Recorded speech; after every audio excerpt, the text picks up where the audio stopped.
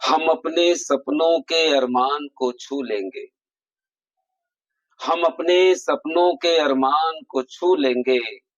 पढ़ेंगे इतना कि आसमान को छू लेंगे। पढ़ेंगे इतना कि आसमान को छू लेंगे। इस संकल्प के साथ आज हम सामान्य हिंदी में कक्षा 12 सामान्य हिंदी में छंद का शाब्दिक अर्थ है आनंदित करना।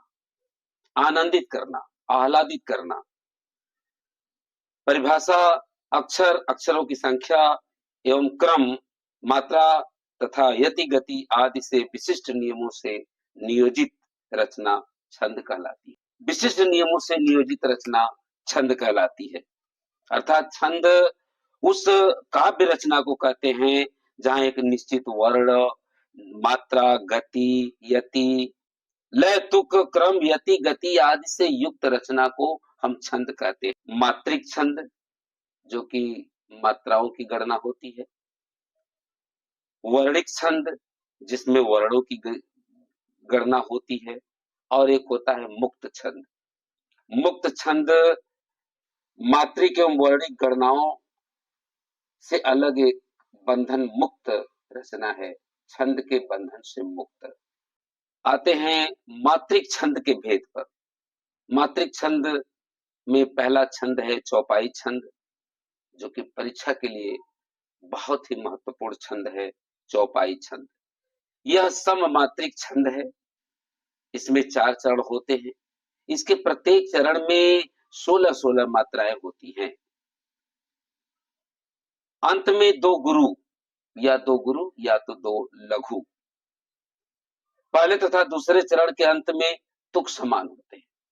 चौपाई छंद एक सरल उदाहरण है कि जय हनुमान ज्ञान गुण सागर, जय कपीस तिहु लोक उजागर, राम दूत अतुलित बल धामा, अंजनी पुत्र पवन सुत नामा। प्रत्येक चरण में 16-16 मात्राएं हैं।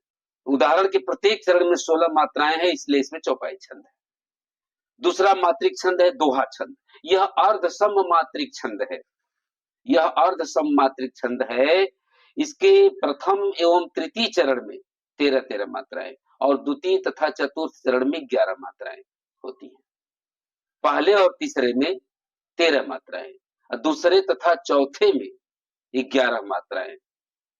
अंत में इसके गुरु और लघु होना चाहिए। उदाहरण के रूप में मेरी भव बाधा हरो, राधा नागर सोय, जा तन की झाई परै, श्याम हरित दुति होय। इस उदाहरण के पहले और तीसरे चरण में 13-13 मात्राएं हैं तथा दूसरे और चौथे चरण में 11-11 मात्राएं हैं। तीसरा छंद है सोरठा। यह अर्ध सम मात्रिक छंद है। अर्ध सम मात्रिक छंद है। इसके विषम चरणों में 11 मात्राएं, पहले और तीसरे अर्थात विषम चरणों में 11 मात्राएं, सम चरणों में दूसरे और चौथे चरणों में 13-13 मात्राएं होती है। और सोरठा दोहे का उल्टा होता है। दोहे में 13-11 है तो सोरठा छंद में 11-13 है। इस बात का ध्यान रखेंगे। उदाहरण इसका बहुत ही बढ़िया उदाहरण है, जो सुमिरत सिद्धि होई, गण नायक करिवर बदन, करहु अनुग्रह सोई, बुद्धि राशि शुभ गुण सदन। इस उदाहरण में पहले और देखिए पहले और तीसरे में 11-11 और दूसरे तथा चौथे में 13-13 मात्रा है, इसलिए यह सोरठा छंद है। बच्चों ध्यान देंगे कि बोर्ड परीक्षा के लिए कुंडलियां छंद है, और कुंडलियां छंद की विशेषता आप देख लें, परिभाषा देख लें, ध्यान से सुनेंगे। कुंडलियां विषम मात्रिक छंद है और इसमें कुल 6 चरण होते हैं और इसके प्रत्येक चरण में 24 मात्राएं 24 मात्राएं होती है। इस छंद का निर्माण प्रथम 2 चरण दोहा और अंतिम 4 चरण रोला। इस छंद में दोहा का जो अंतिम चरण समाप्त होगा वहीं से रोले का प्रथम चरण शुरू होता है। दोहा और रोला इसमें दोनों कुंडल की तरह जुड़े हैं, एक दूसरे से कुंडल की तरह जुड़े हैं। और इस कुंडलिया छंद की एक सबसे बड़ी विशेषता है कि जिस शब्द से शुरू होता है उसी शब्द से ये समाप्त होता है। जैसे उदाहरण देख लें, साईं बैर न कीजिए गुरु पंडित कवियार, बेटा बनिता पौरिया यज्ञ करावन हार। ये दोहे का अंतिम है, यज्ञ करावन हार। अब रोले का ये पहला होगा, पहला चरण होगा।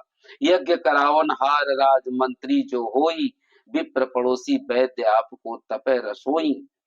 कह गिरधर कविराय जुगन सो यह चली आई, इन 13 को तरह दिए बन आवे साई। 6 चरणों का ये विषम मात्रिक छंद है। अब बड़े ध्यान से इसके उदाहरण को याद कर लेंगे। इसके प्रत्येक चरण में 24 मात्राएं हैं। जिस शब्द से ये शुरू हुआ, साई से शुरू हुआ, और साई से ही इसका अंतिम छठा चरण समाप्त हुआ, इसलिए इसमें कुंडलियां छंद हैं। इसलिए इसमें जो भी छंद आपने जैसे चौपाई पढ़ा, दोहा पढ़ा, सोरठा पढ़ा, इसको विधिवत क्रम से पढ़ लेंगे तो बोर्ड की परीक्षाओं के लिए 11 में भी बहुत ही आसानी से आप छंद को हल कर लेंगे। धन्यवाद।